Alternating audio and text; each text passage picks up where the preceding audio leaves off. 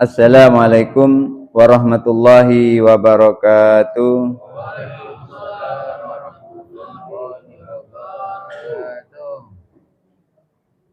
Bismillahirrahmanirrahim. Alhamdulillahi rabbil alamin. Wa bihi nasta'in wa ala umuri dunya waddin. Wassalatu wassalamu ala sayyidil anbiya'i wal mursalin wa ala alihi wa ashabihi ajma'in. Rabbi shrah li sadri wa yassir li amri wa hlul 'uqdatam min lisani yafqahu qawli, amma ba'du. Bapak Ibu hadirin jamaah salat subuh Masjid Nurul Hasanah yang dirahmati Allah. Pembahasan kita masih pada hadis yang ke-19, riwayat dari Abul Abbas Abdullah bin Abbas radhiyallahu anhuma. Minggu lalu kita sampai kepada Bismillahirrahmanirrahim. Qauluhu sallallahu alaihi wasallam, sabda Nabi sallallahu alaihi wasallam, idza sa'alta fas'alillaha. Kalau mintalah kepada Allah. Sabda Nabi sallallahu alaihi wasallam, mintalah kepada Allah adalah merupakan isyaratun ila annal abda la yambaghi lahu ayyu'alliqa sirrahu bi ghairillahi. Ini merupakan isyarat bahwa Rasulullah sampaikan kalau minta, idza sa'alta, kalau minta fas'alillah, mintalah kepada Allah. Ini merupakan isyarat bahwa seorang hamba itu seyogyanya jangan menggantungkan urusannya kepada selain Allah.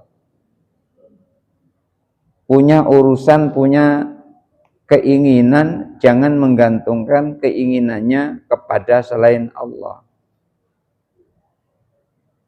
Karena kalau ada orang yang berharap banyak kepada selain Allah, maka selain Allah itu lebih banyak mengecewakannya daripada menyenangkannya. Akan tetapi kalau berharap kepada Allah, innallaha ghaniyun, Allah itu maha kaya. Tidak ada orang yang pernah dikecewakan oleh Allah dengan harapannya kepada Allah. Seumpama orang berdoa, minta sesuatu kepada Allah, ketika Allah tidak menunjukkan doanya itu diijabah pada saat itu, yang meminta tidak mendapatkan apa yang ia minta dari Allah, itu sesungguhnya Allah tangguhkan apa yang ia minta, sehingga nanti ketika yaumul liqa, bertemu dengan Allah, dia terkejut, nggak pernah merasa meminta ini, kok tahu-tahu dikasih ini. Itu sesungguhnya adalah doanya yang ketika di dunia tidak diberikan oleh Allah, ternyata doanya itu diberikan pada saat yang paling penting dan ia butuhkan. Maka kalau bergantung kepada Allah, tidak ada pernah kecewanya. Tetapi kalau bergantung kepada manusia, itu lebih banyak kecewanya daripada tidak kecewanya. Makanya Rasulullah sampaikan, idza sa'alta fas'alillah. Kalau mau minta, mintalah kepada Allah. Ini merupakan isyarat bahwa seorang hamba seyogyanya tidak menggantungkan urusannya, tidak mengikatkan urusannya kepada selain Allah, hanya mengikatkan urusannya kepada Allah Subhanahu wa taala. Bal yatawakkalu alaihi fi sa'iri umurihi, dan bahkan seorang hamba itu hendaknya menyerahkan seluruh urusannya itu kepada Allah. Seluruh urusannya diserahkan kepada Allah. Summa in kanatil hajatu allati yas'aluha, kemudian hajat atau keinginan yang ia minta, keinginan yang ia inginkan, yang ia minta kepada Allah, lam tajril adatu bijaryaniha ala aidi khalqihi, yang biasanya apa yang ia minta itu tidak berjalan melalui tangan makhluknya, artinya Allah berikan tidak melalui tangan makhluknya. Katolabil hidayati, seperti apa seseorang yang minta kepada Allah, tapi permintaannya itu biasanya tidak melalui tangan makhluknya. Seperti apa? Katolabil hidayati, seperti minta hidayah. Ketika minta hidayah, itu yang punya hidayah adalah Allah. Ini hidayah ini, bukan nama perempuan. Ini hidayah ini. Hidayah yang tidak terlihat tapi bisa dirasakan. Kalau hidayah nama perempuan bisa dilihat, bisa dirasakan. Ini hidayah. Seperti minta hidayah, itu biasanya hidayah itu hanya Allah yang memberikan. Dan bahkan Nabi sendiri ketika ingin memberikan hidayah kepada orang yang dicintainya, ternyata tidak mampu memberikannya, karena yang memberikan hidayah itu adalah Allah. Innaka la tahdi man ahbabta walakinallaha yahdi may yasha. Sesungguhnya engkau tidak bisa memberikan hidayah kepada orang yang engkau cintai, tetapi Allah lah yang memberikan hidayah kepada orang yang dikehendaki. Maka seperti minta hidayah wal ilmi dan minta ilmu ini juga Allah yang memberikannya. Walaupun seseorang belajar mati-matian, kalau Allah tidak memberikan ilmu kepadanya, ya tidak akan dapat ia. Orang lain pada paham, dia nggak paham sendiri. Kenapa? Karena memang Allah tidak berikan ilmu kepadanya. Oleh karena itu, guru itu hanya menjalankan perintah Allah, hanya menjalankan tugas yang Allah berikan kepadanya untuk menyampaikan, balik anni walau ayah, hanya menyampaikan saja. Soal paham atau enggak paham itu urusannya adalah urusan Allah. Oleh karena itu, guru yang baik supaya muridnya paham itu tidak hanya sekedar ngajar secara fisik, tapi juga ngajar secara non fisik, dalam artian di samping dia ngajar juga mendoakan. Didoakan murid-muridnya. Jangan sampai muridnya tidak didoakan. Ketika seorang murid didoakan, lalu nyambung. Yang mudah, yang enak, yang merasakan senang, juga guru itu sendiri. Karena guru yang ikhlas, biasanya tidak ada yang lebih menyenangkan pada batinnya, kecuali ketika anaknya pintar. Tidak ada yang lebih menyenangkan. Ketika diajari kemudian terus gampang bisa, maka ia senang. Kenapa? Karena Allah memberikan petunjuk ilmu kepadanya. Wal fahmi fil Qur'ani was sunnati. Dan ketika seseorang minta faham terhadap Al-Quran dan Sunnah. Karena Al-Quran dan Sunnah itu sesungguhnya tidak semata-mata semuanya berupa seperti teks yang ada dalam Al-Quran itu. Maka kita tidak boleh memahami Al-Quran hanya berdasarkan teks-teks yang ada di dalam Al-Quran itu. Kenapa? Karena Allah memiliki kemauan yang kadang-kadang kita tidak mengetahuinya. Yang mengetahui itu adalah Rasulullah. Dan Rasulullah mengajarkan kepada para sahabatnya. Dan para sahabat mengajarkan kepada para tabi'in. Para tabi'in mengajarkan pada tabi'ut tabi'in. Dan begitu seterusnya sampai guru-guru kita. Karena itu minta faham terhadap Al-Quran, minta faham terhadap Sunnah, itu adalah mintanya kepada Allah Subhanahu wa Ta'ala. Ketika kita minta kepada ulama, ulama pun juga tidak bisa memintarkan kita. Andaikan bisa diminta paham Al-Quran, paham Sunnah berdasarkan seperti jual beli, ini ada duit, aku minta paham Al-Quran, kemudian terus dikasih, maka yang pinter yang kaya-kaya saja itu. Yang tidak kaya tidak pinter. Ternyata Imam Syafi'i yang lahir dalam kemiskinan, yang tidak punya ayah dalam artian yatim, hanya dibesarkan oleh seorang ibunya, ternyata ilmunya belambun, ilmunya sangat tinggi. Itu menunjukkan bahwasanya hidayah, ilmu, minta paham, semuanya adalah dari Allah. Wasyifa'ul maradi, dan juga wasyifa al-maradi, dan juga minta sembuh dari sakit. Minta sembuh dari sakit itu sesungguhnya yang memberikan kesembuhan itu hanyalah Allah. Dokter tidak bisa menyembuhkan sakitnya pasien kalau Allah tidak menyembuhkannya. Maka di dalam ilmu tauhid, di sana dikatakan di dalam wahdaniyahnya Allah Subhanahu wa taala, seseorang itu tidak bisa melakukan apa-apa kecuali Allah yang melakukannya. Seperti api tidak bisa membakar apa-apa kecuali kalau Allah memang menciptakan sesuatu itu terbakar. Hanya saja Allah menciptakan terbakarnya sesuatu itu bersamaan dengan api menyentuh sesuatu itu. Maka dikatakan ketika ada seorang yang menentang kepada wali Allah, lalu wali Allah berdoa, ya Allah matikanlah sajalah orang ini. Lalu orang itu terus mati, maka matinya orang itu bukan karena doanya si wali Allah itu, hanya saja Allah menciptakan kematian bersamaan dengan doanya si wali Allah itu. Atau misalnya si wali Allah itu berdoa ketika ada orang yang menentang-nentang sama wali Allah itu, ya Allah jadikan sajalah kaki orang ini tengkot-tengkot kalau jalan, gitu. Nah, kemudian pada saat itu orang itu nggak bisa berjalan. Bukan wali Allah itu yang menciptakan orang itu nggak bisa berjalan, Allah yang menciptakannya hanya bersamaan dengan doanya wali Allah itu. Seperti api tadi tidak bisa membakar.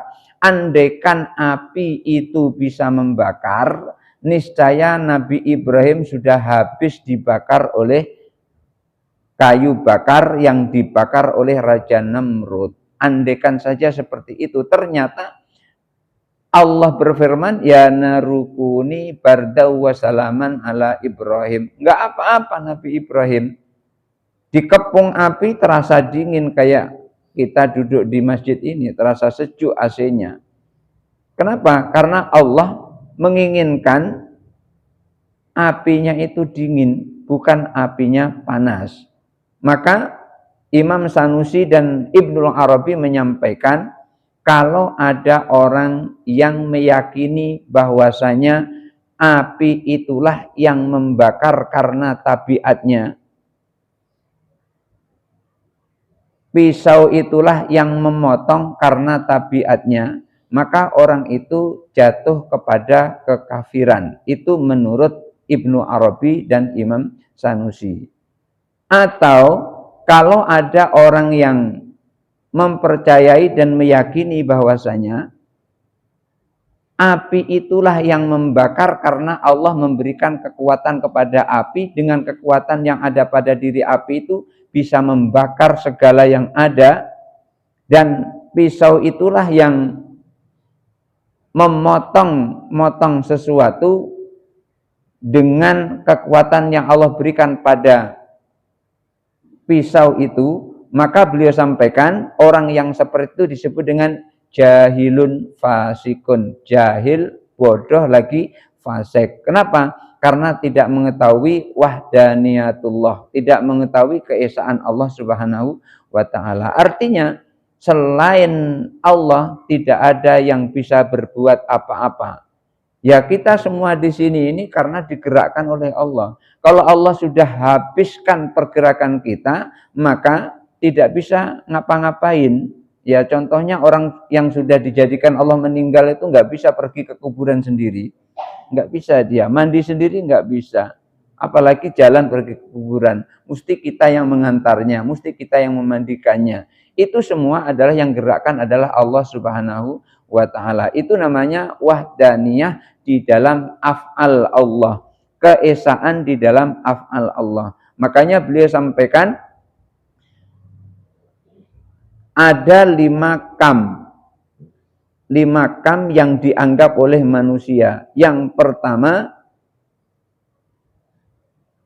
adalah ketika kam itu berada pada diri Allah. Namanya kam muttasil. Kam muttasil ini seperti sesungguhnya Allah itu tidak terdiri dari bagian-bagian. Allah tidak terdiri dari bagian-bagian, tidak terdiri dari kepala, tidak terdiri dari kaki, tidak terdiri dari tangan. Kalau ada orang yang meyakini Allah itu terdiri dari bagian-bagian, seperti ada kepala, ada kaki, maka orang itu sudah terjebak di dalam mujassimah. Mujassimah itu artinya menjisimkan Allah. Kalau Allah itu sudah dijisimkan, menurut Imam Syafi'i, orang seperti itu adalah kafir. Yang kedua ada namanya kamung fasilan. Ini yang ada di luar Allah. Artinya ada zat lain yang menyerupai zatnya Allah. Seperti dibayangkan Allah itu seperti Nabi Adam. Kemudian manusia punya tangan, Allah punya tangan. Manusia punya mata, Allah punya mata. Ketika orang meyakini seperti ini, maka orang itu hukumnya sudah kafir. Kenapa? Karena menjisimkan Allah. Kemudian yang ketiga ada namanya kam muttasilan fis-sifati. Dan yang berikutnya kamung fasilan fis-sifati, dan yang kelima kamung fasilan fil af'ali.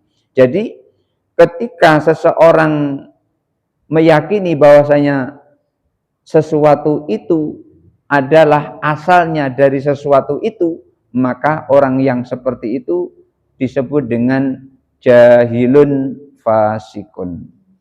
Wa khusulal afiyati minal bala'i wad dunya.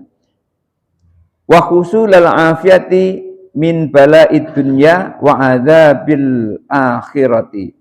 Dan ketika seseorang minta selamat dari balak dunia dan minta selamat dari siksa akhirat, sa'ala rabbahu dzalika, semuanya itu seyogyanya mintanya adalah kepada Allah Subhanahu wa taala. Minta hidayah, mintanya kepada Allah. Minta ilmu, mintanya kepada Allah. Minta faham Al-Qur'an, faham sunnah, mintanya kepada Allah. Minta kesembuhan dari penyakit, mintanya kepada Allah. Minta selamat dari balak dunia dan azab akhirah, mintanya kepada Allah. Itulah kenapa Imam Ibnu Hambal, mazhab yang keempat, muridnya Imam Syafi'i, ketika ada orang datang kepadanya, ini diceritakan di dalam kitab Al-Ghunyah li Tharibi Thariqil Haq Azza wa Jalla, ketika ada orang datang kepada Imam Ibnu Hambal, orang itu dalam keadaan sakit panas, kemudian oleh Imam Ahmad bin Hambal dituliskan di dalam kertas, tulisannya itu adalah ya narukuni bardan, ditulis seperti itu. Kemudian kertas itu lalu dilipat-lipat, setelah dilipat-lipat kemudian terus dikalungkan. Pada saat mengalungkan itu, Imam Ahmad bin Hambal berdoa, ya Allah, sehatkanlah orang yang memakai kalung ini. Jadi mintanya kepada Allah Subhanahu wa taala. Jadi minta sehat, mintanya kepada Allah Subhanahu wa taala. Maka ketika kita minum obat juga begitu. Ketika kita pergi ke dokter, kemudian minum obat itu, ya ketika minum obat itu, ya mintanya seperti itu. Ya Allah, sembuhkanlah. Allah akan menyembuhkan bersamaan dengan minum obat itu. Bukan obat itu yang menyembuhkan seseorang, tetapi Allah yang menyembuhkannya bersamaan dengan obat itu. Andaikan saja obat itu bisa menyembuhkan penyakit, tidak ada campur tangan Allah, maka enggak ada orang yang meninggal. Kenapa? Begitu sakit diobati sehat. Sakit lagi diobati sehat lagi. Sakit lagi diobati sehat lagi. Ternyata dengan sakit yang sama, obat yang sama, ada yang sembuh, ada yang tidak sembuh. Ini menunjukkan bahwasanya yang menyembuhkan penyakit itu adalah Allah. Hanya saja Allah menciptakan sembuh itu bersamaan dengan minumnya obat. Walaupun kadang-kadang Allah ketika mau menyembuhkan sakit tanpa obat, Allah juga bisa. Buktinya ada orang yang, saya pernah waktu itu orang tua yang mendidik saya dari kecil, orang tua yang memondokkan saya, membiayai saya belajar. Waktu itu karena kangen dengan saya, pergi ke Jambi sini. Dalam keterbatasan bahasa pergi ke Jambi sini karena kangen dengan saya. Pada saat sampai di Jambi sakit.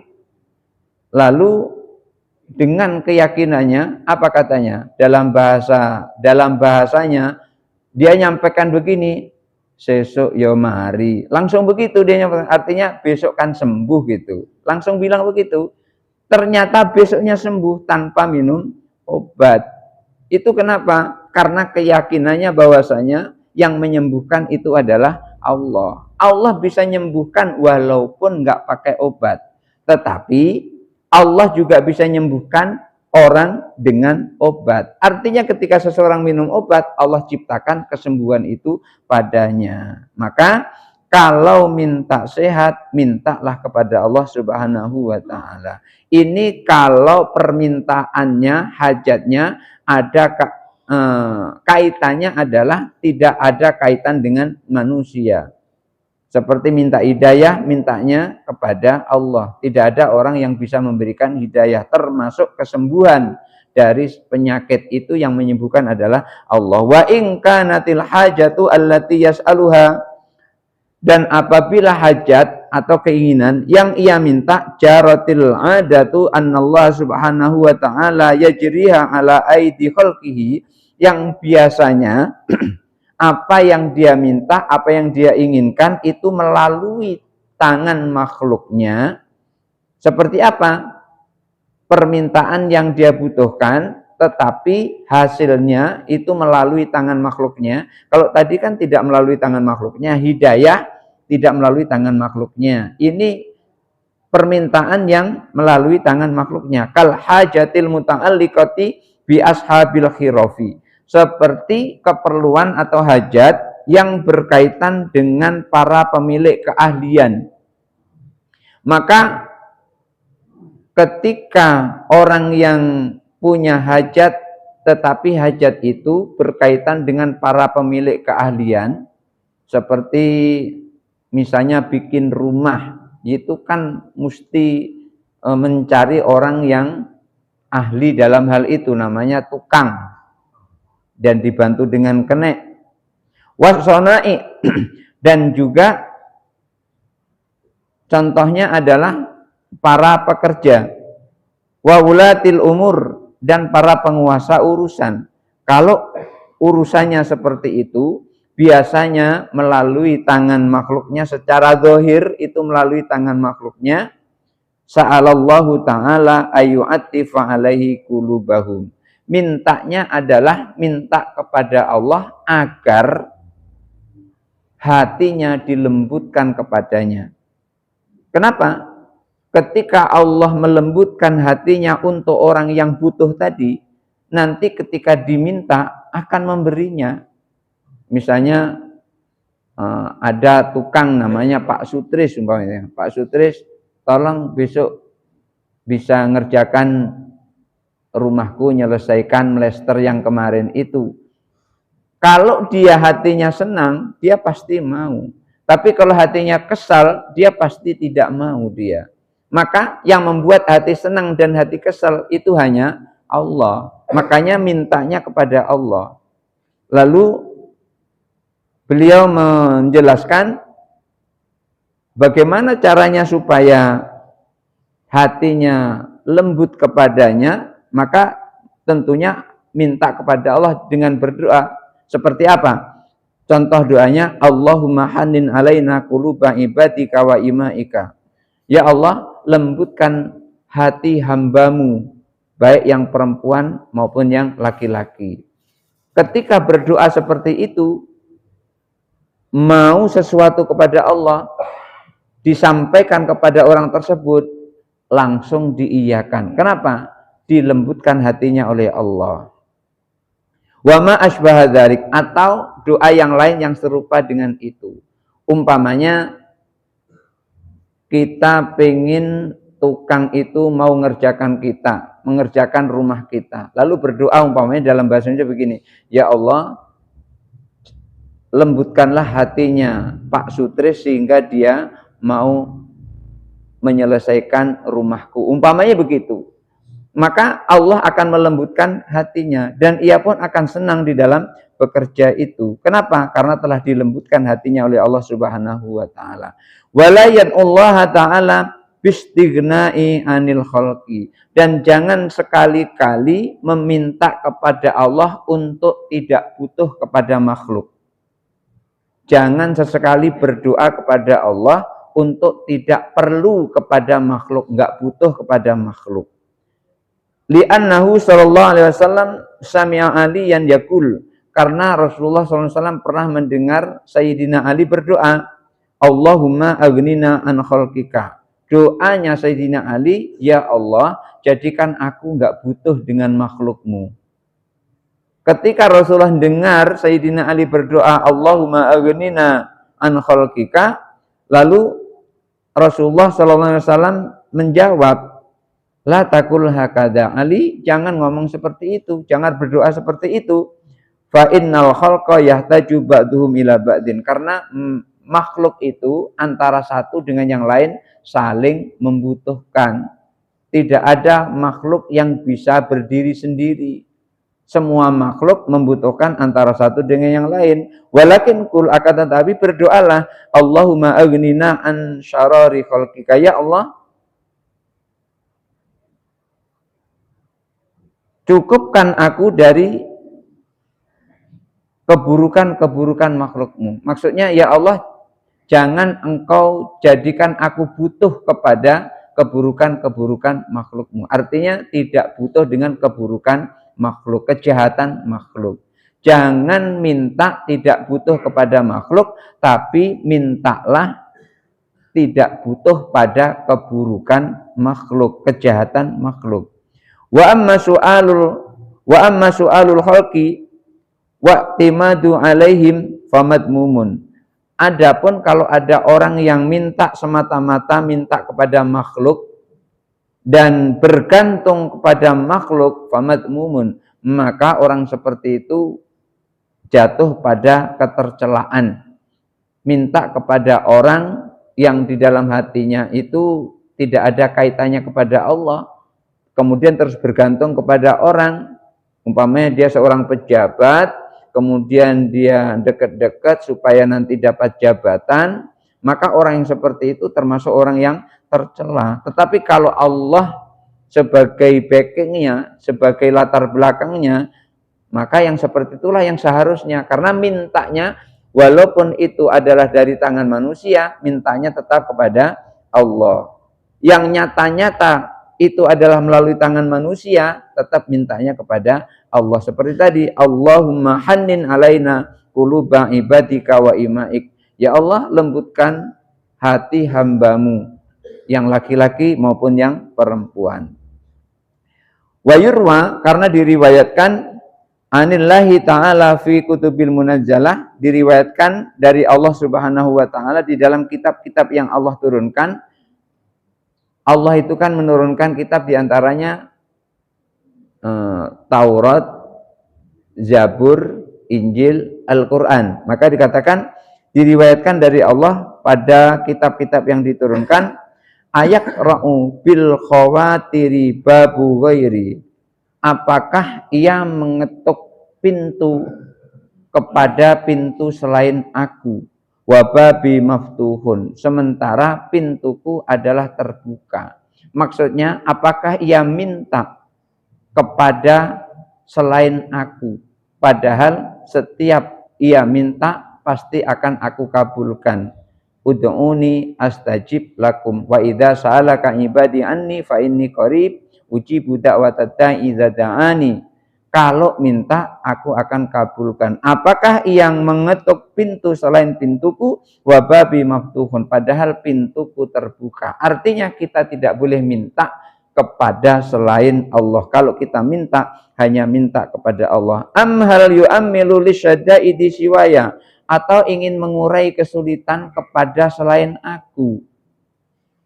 Maunya Allah mengurai kesulitan itu adalah kepada Allah. Makanya dikatakan amhal yu'ammilu lisyaddaidi siwaya, apakah ia mengurai kesulitan, membuka kesulitan itu kepada selain aku, wa anal malikul qadiru, padahal aku adalah seorang raja yang maha kuasa. Kalau ada orang yang meminta menguraikan masalah, meminta kesulitan, umpamanya ada orang yang mempunyai kesulitan kemudian tidak minta kepada Allah, orang seperti itu la akswanna man ammala ghairi, Allah sampaikan, Allah berfirman kepadanya, aku akan pakaikan kepada orang yang mengurai kesulitan kepada selain aku, tawabal mudillati bainan nas. Aku akan pakaikan dia dengan pakaian yang hina di hadapan manusia. Nah, di sini menunjukkan bahwasanya ketika kita mau minta, mintalah kepada Allah. Kadang-kadang yang kita minta itu ada yang tidak melalui manusia, tapi kadang-kadang ada yang melalui manusia. Baik yang melalui manusia dan yang tidak melalui manusia, maka kedua-duanya mintanya kepada Allah Subhanahu wa Ta'ala. Minta hidayah, maka hidayah itu tidak melalui manusia, hanya Allah yang memberikan hidayah. Buktinya ada orang yang mencoba memberikan hidayah kepada seseorang, tapi ternyata ia tetap tidak memperoleh hidayah. Karena Allah sudah sampaikan yang memiliki hidayah adalah Allah Subhanahu wa Ta'ala. Dan kebiasaannya ketika yang diminta itu bisa tercapai melalui tangan manusia, maka tetap mintanya adalah kepada Allah. Doanya kepada Allah, ucapannya kepada orang tersebut. Umpamanya pengen kita membangun rumah, kita berdoa kepada Allah, kemudian ngomongnya kepada para tukang. Jangan tidak ngomong sama para tukang, berdoa saja, ya Allah jadikanlah rumahku ini, tapi tidak pernah ngomong dengan tukang. Kapan jadinya rumah itu? Maka kedua-duanya harus berjalan. Seperti halnya ketika seseorang sakit, datang ke dokter. Bukan berarti datang ke dokter itu salah, tidak. Nggak ada salah sama sekali datang ke dokter. Maka ketika seseorang datang ke dokter berobat, doanya adalah Allahumma shfi anta syafi, ya Allah, engkau adalah maha penyembuh, sembuhkan aku. Bukan dokter yang menyembuhkan, tapi Allah yang menyembuhkan. Barangkali sudah jam 6, mungkin kalau ada mau bertanya, dipersilahkan. Demikian Bapak dan Ibu yang dirahmati Allah, untuk pengajian kita pada pagi hari ini masih seputar lanjutan inayatullah, yaitu pertolongan Allah. Hanya kepada Allah kita meminta pertolongan, jangan selain kepada dari Allah. Kepada Bapak dan Ibu yang ingin bertanya, ya tolong Ibu di belakang Ibu. Ya.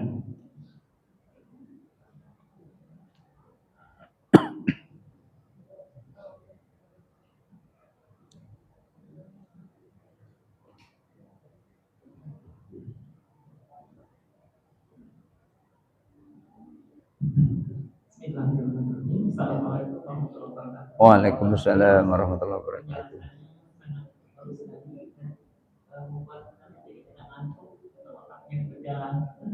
Tadi Bapak menyampaikan bahwa ada suatu suatu kejadian gitu ya, bahwa dia secara spontan, ya Allah menangkan hatinya sebagai ini.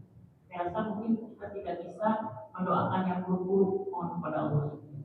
Jadi artinya semua mohon pertolongan kepada Allah itu yang baik-baik, walaupun keadaannya seperti contoh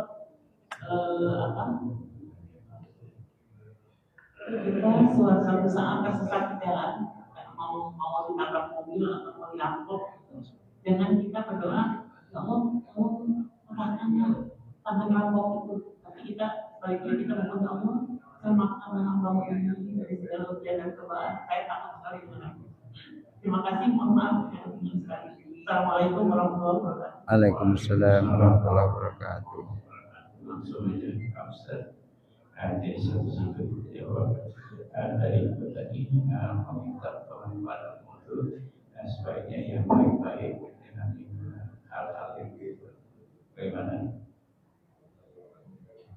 Belum, pertanyaannya belum ketangkap. Tadi itu saya meminta pertolongan kepada Allah itu sebaiknya kita jangan meminta hal-hal yang tidak baik. Ya, jadi memintanya hanya yang baik. Iya ya. Meminta kepada Allah, ya tentunya minta yang baik, jangan minta yang buruk. Kita tidak boleh minta kepada Allah itu minta yang buruk. Seperti minta masuk ke dalam neraka, ya Allah masukkan sajalah ke dalam neraka, jangan sampai minta seperti itu. Atau umpamanya berdoa yang buruk-buruk terjadi pada dirinya, jangan sampai. Maka minta itu adalah minta yang baik-baik. Yang baik artinya minta yang bermanfaat, jangan sampai minta yang tidak bermanfaat. Karena ketika seseorang ada istilah orang tidak boleh mendoakan orang mati. Nah, ini sering sekali terjadi kesalahan itu. Memang tidak boleh mendoakan orang mati, memang tidak boleh. Ya Allah matikanlah dia, itu enggak boleh itu. Masa meminta doa mendoakan orang mati itu enggak boleh. Nah, ya Allah cepatkanlah dia mati, itu enggak boleh yang seperti itu. Ketika dia mendoakan orang mati, maksudnya adalah mendoakan supaya dosa-dosanya diampuni oleh Allah, itu enggak apa-apa. Ini namanya multi tafsir. Jadi ketika kita minta sesuatu kepada Allah, mintalah dengan minta yang baik, jangan minta yang tidak baik. Kenapa? Karena Allah sendiri telah menyampaikan wala tulqu biaidikum ila tahlukati. Jangan engkau menyeburkan dirimu pada kecelakaan. Jangan engkau menyeburkan dirimu pada kesengsaraan, pada kebinasaan. Maka tidak boleh kita berdoa yang buruk-buruk kepada Allah, karena Allah sendiri yang menyuruh jangan engkau menyeburkan dirimu pada kebinasaan. Jadi ketika kita berdoa, berdoalah yang baik, berdoa yang enak-enak, jangan berdoa yang tidak enak-enak, jangan berdoa minta masuk neraka atau doa minta mati. Karena apa? Saya pernah mendengar ada orang yang berdoa itu doanya minta mati. Kenapa kok saya dengar? Karena kamar dia dengan kamar saya itu berdempetan. Waktu dulu tahun 2000 saya masih ngontrak rumah, ngontrak bagian dapur. Nah, bagian dapur itu disekat deketan dengan kamar kakek ini. Jadi malam-malam itu kakek itu berdoa minta mati dia. Kenapa? Karena sudah terlalu lama hidup. Umurnya waktu itu sudah 96 tahun. Dia bilang itu kawan-kawannya sudah nggak ada lagi. Kemudian minta mati, tapi nggak dimati-matikan oleh Allah. Nggak dimati-matikan. Iya, nggak diijabah langsung gitu. Dan orang ini dulu adalah polisi kehutanan. Cuman dia rajin zikir, rajin wirid. Zikirnya, wiridnya, mungkin dia sudah capek beribadah itu, maka dia minta mati itu tadi. Sehingga setelah beberapa tahun kemudian baru memang Allah wafatkan dia. Dan apa yang dilakukan oleh Dato ini? Yang dilakukan adalah setiap hari itu walaupun sebentar dia megang cangkul, dan mana yang jalan berlubang, mana bagian tanahnya yang berlubang, itu dicangkul, ditimbuni menjadi rata. Kalau sudah rata, nanti dicangkuli lagi menjadi berlubang. Pokoknya ada kegiatan terus. Dia punya prinsip begini, waktu saya tanya, Mbah, kok tiap hari nyangkul, bukan istirahat saja? Apa katanya? Kalau bergerak, keluar keringat. Kalau keluar keringat, enak makan, enak tidur. Dia ngomongnya seperti itu. Ya, dia punya prinsip seperti itu. Kalau bergerak, kemudian keluar keringat. Kalau sudah keluar keringat, enak makan, enak tidur. Mungkin pada saat itu lagi suntuk atau gimana, karena nggak punya istri lagi, ya udah 96 tahun, nggak punya istri lagi, jadi kayaknya harapan ke depan itu berkurang. Akhirnya malam-malam minta mati dia, berdoa gitu. Jadi nggak boleh berdoa yang seperti itu. Wala tulqu biaidikum ila tahlukati. Jangan engkau menyeburkan dirimu pada kebinasaan, tidak boleh. Silakan Mas. Assalamualaikum warahmatullahi wabarakatuh. Waalaikumsalam warahmatullahi Terima wabarakatuh. kasih apa yang dipaparkan Pak Ustadz tadi.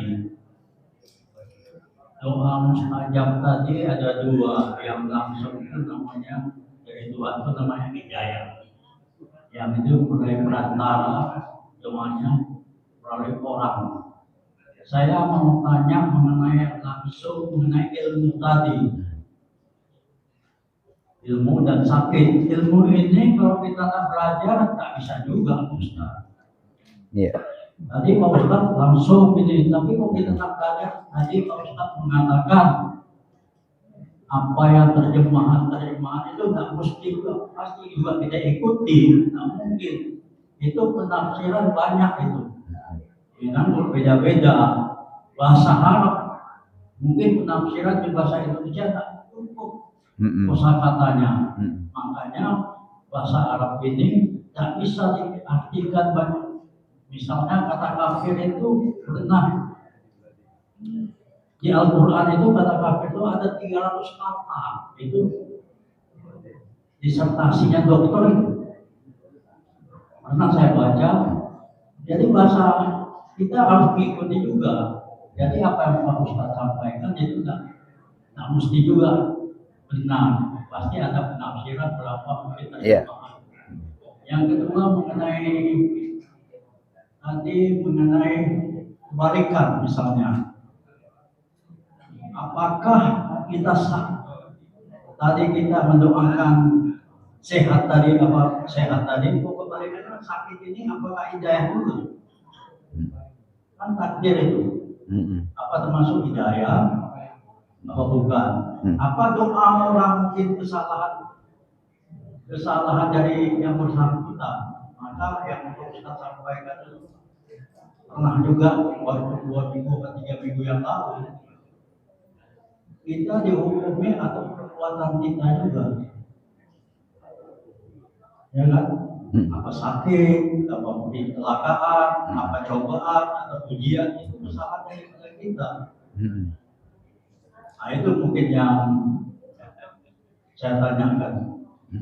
Penjelasan Ada dua pertanyaan. Yang pertama? Jadi itu pertanyaan pertama itu masalah doa mustajab yang langsung berupa hidayah, yang tidak langsung melalui ataupun baik.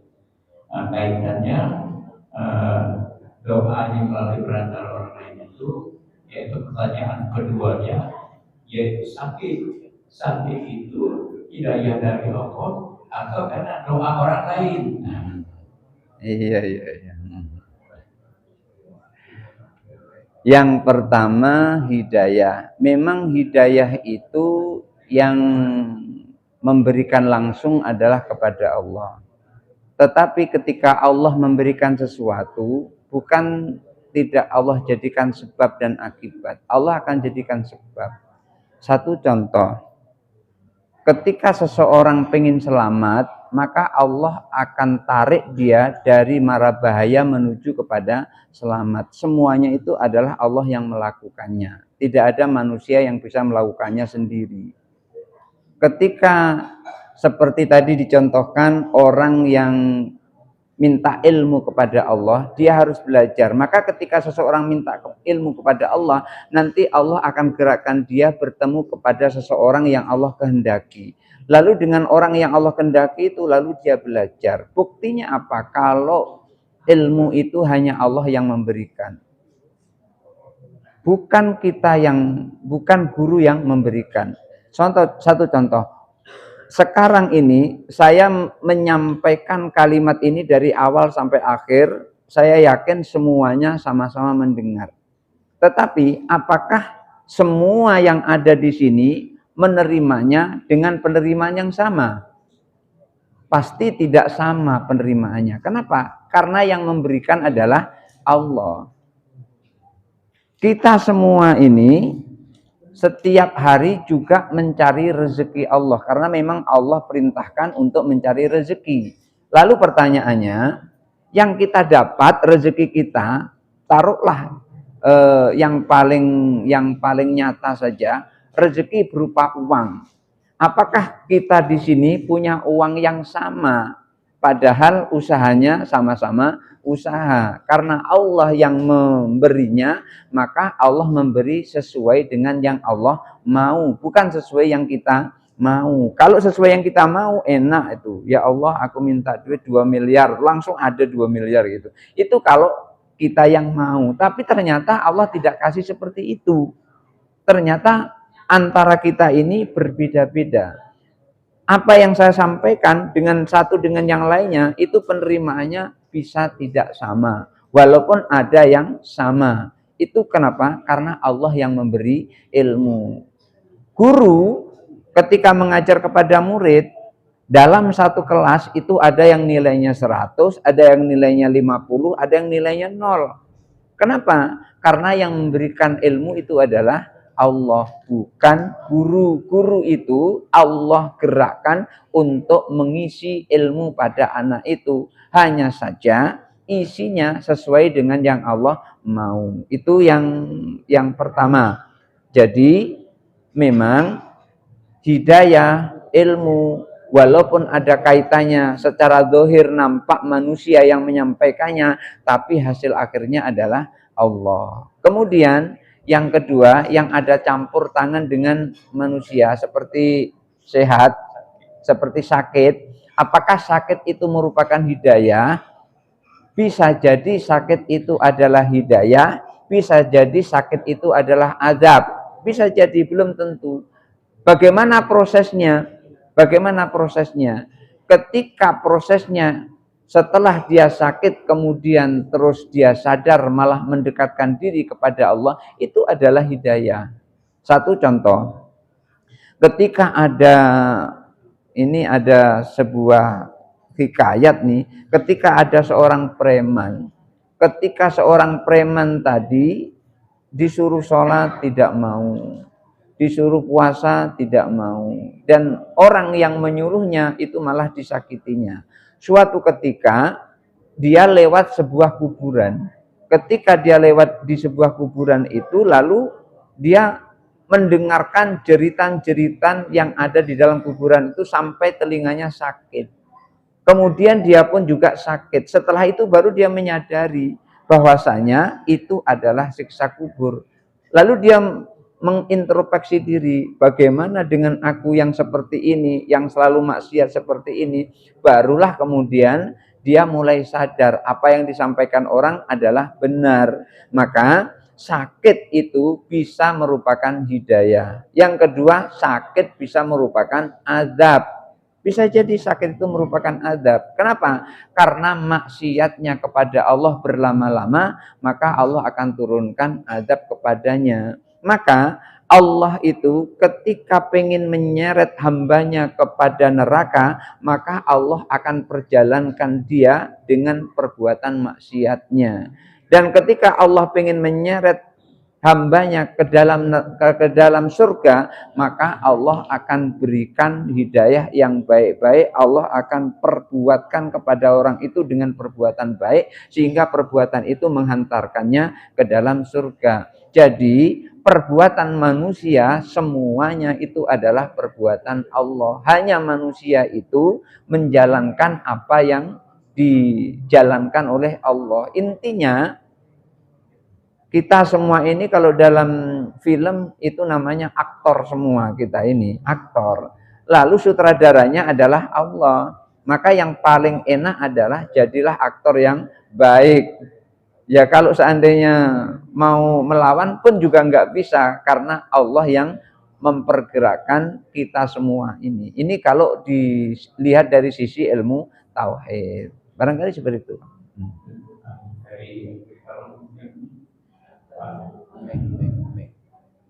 Oh iya, sebentar Pak. Assalamualaikum warahmatullahi wabarakatuh. Waalaikumsalam warahmatullahi wabarakatuh. Tolong minta sedikit jelaskan apa perbedaan butuh dan bergantung? Saya lagi bilang. Untung, butuh dan tergantung. Oh gitu. Karena dari cerita kisah tadi ada juga doa yang diajarkan Nabi pada Nabi tentang Allah takfini bihalika haramika fa'aluni min fadlika siwa. Itu yang di belakang itu artinya kan agar aku tidak bergantung pada selain Engkau ya Allah. Nah, tolong dijelaskan perbedaan butuh dan bergantung itu apa? Ya, terima kasih. Baik, langsung saja. Perbedaan antara butuh dan bergantung. Kalau butuh itu tidak sama dengan bergantung. Kalau bergantung itu kalau nggak ada dia nggak bisa sama sekali. Itu namanya bergantung. Tapi kalau butuh itu bisa disesuaikan kebutuhannya itu. Misalnya seseorang butuh kepada orang lain. Ketika orang lain ini tidak bisa, maka dia akan mencari orang lain yang lain lagi. Maka ini adalah termasuk pada butuh. Tapi kalau bergantung, itu artinya menggantungkan seluruh apa yang diharapkan itu kepada seseorang. Maka kita tidak boleh menggantungkan kepada selain Allah. Tetapi kalau butuh, kita butuh sesuatu, mintanya kepada Allah, tapi Allah berikan sabab musabab, butuhnya itu melalui orang. Misalnya, saya butuh minum, kemudian Allah gerakkan Bapak tadi menaruh minum ini. Ini saya butuh minum nih, kemudian saya minum. Bismillahirrahmanirrahim.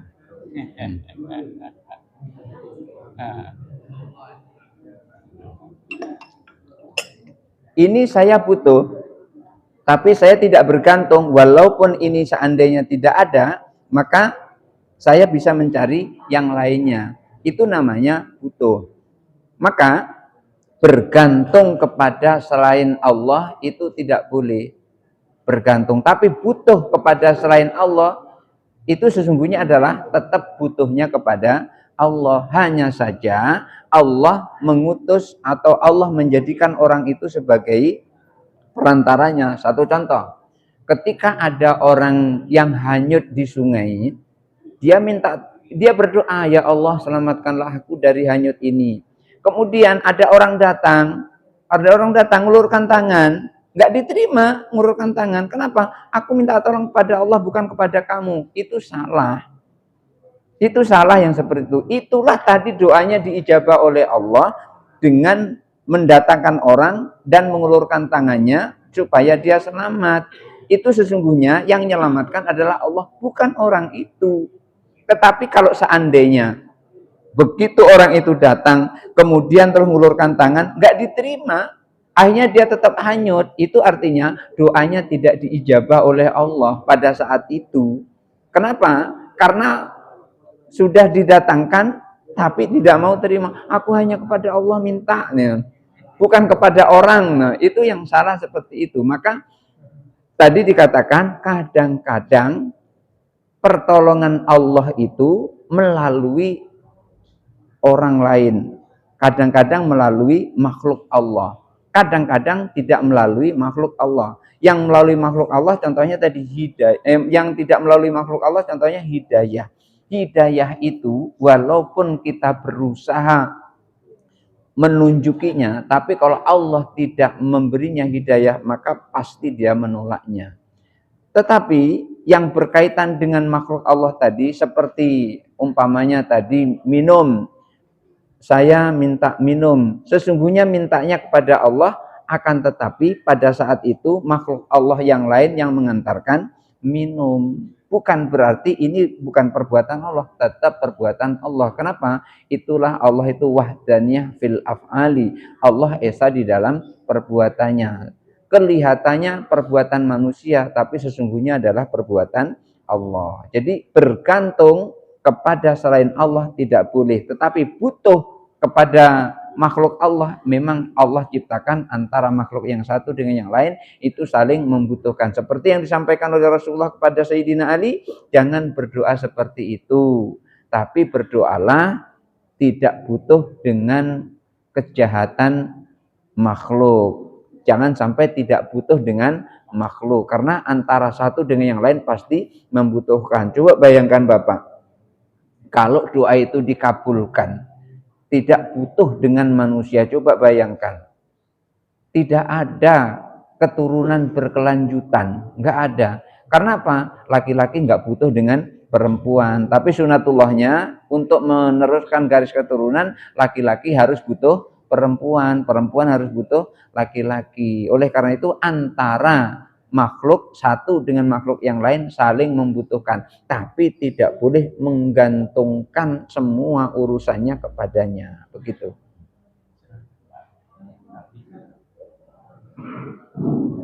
Assalamualaikum warahmatullahi wabarakatuh. Waalaikumsalam warahmatullahi wabarakatuh.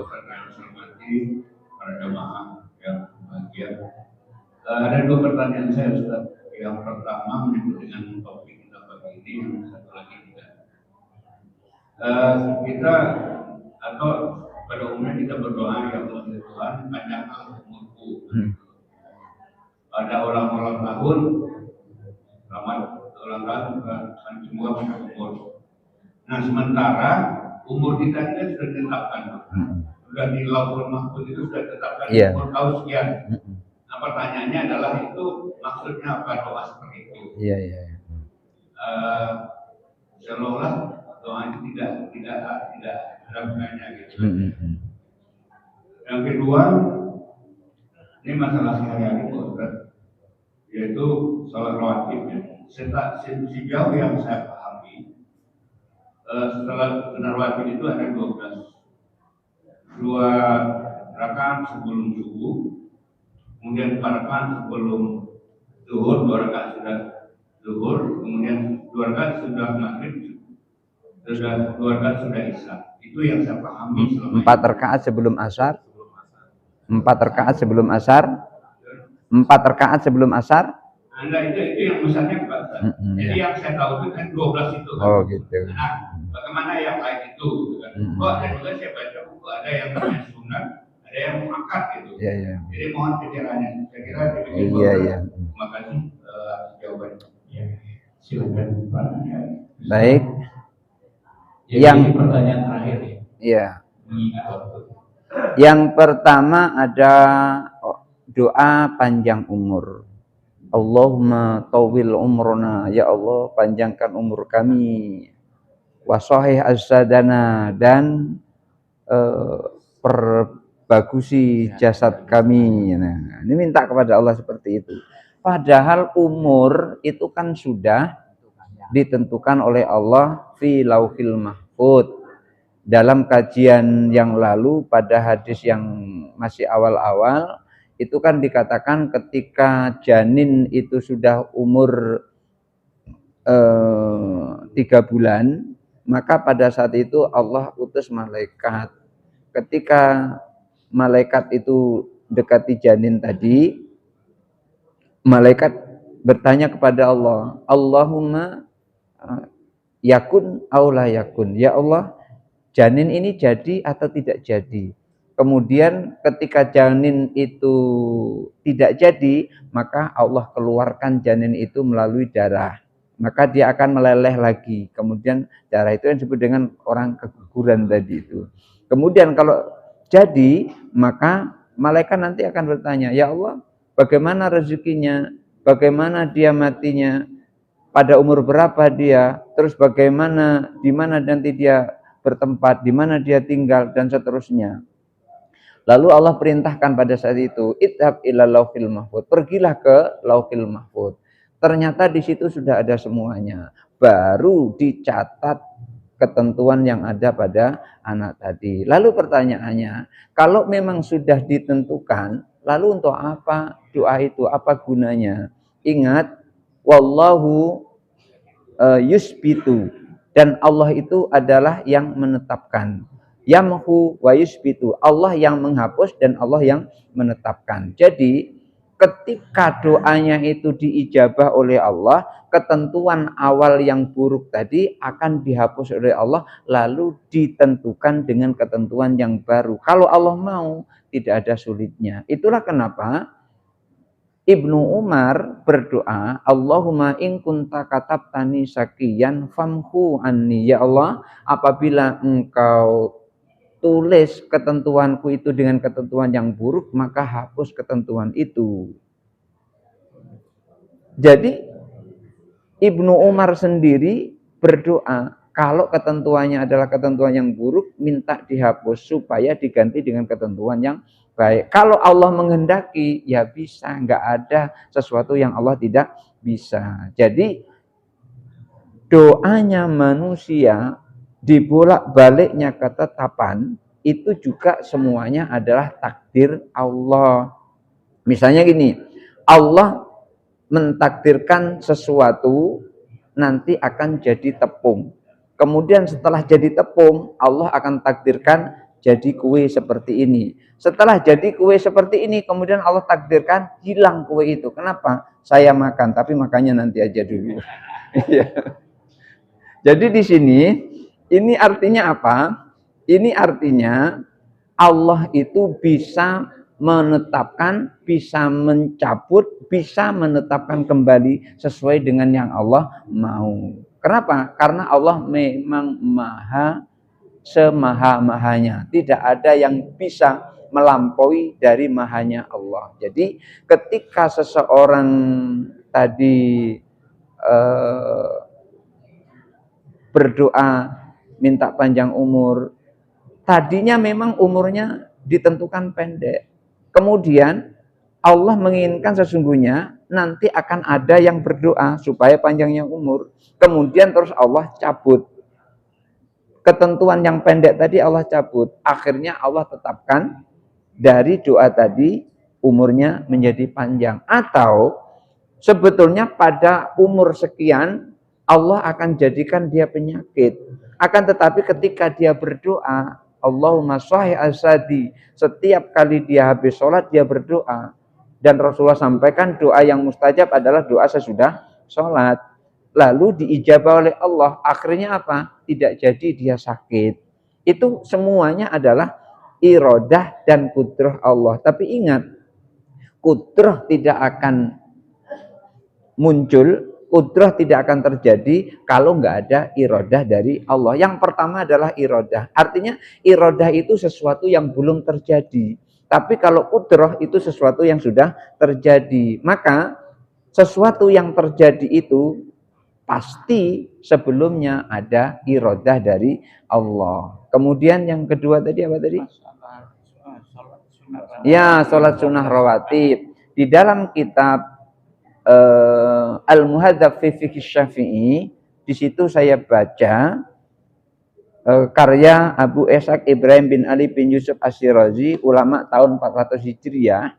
Beliau sampaikan sholat rawatib itu ada 2 rakaat sebelum subuh, kemudian 4 rakaat sebelum zuhur, 4 rakaat sesudah zuhur, 4 rakaat sebelum asar, kemudian 2 rakaat sesudah sholat maghrib, dan 2 rakaat sesudah sholat isya. Berapa jumlahnya itu?